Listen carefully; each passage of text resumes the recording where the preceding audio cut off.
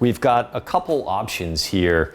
This is the Mountain Hardwear BMG. This has been my go-to for a long time. Great pack, fits well, carries well. It's 105 plus liters, so just about the biggest pack on the market. It has a few more bells and whistles, even though it's a bit more stripped down than some of the other packs you might find on the market. It does have a bit more bells and whistles, so it's heavier than some of the other options out there these days.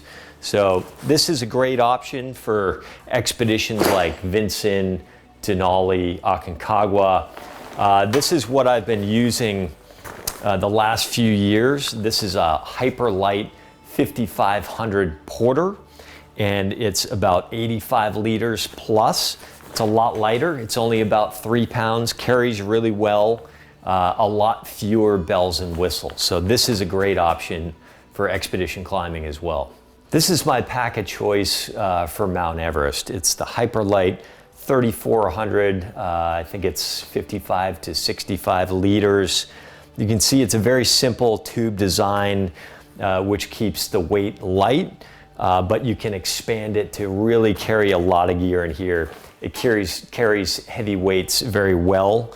But it's got these side straps so that you can cinch them down on the oxygen bottle to keep that oxygen bottle vertical in your pack. Very simple design, but great pack. It's been my go-to pack for almost all my Everest summits.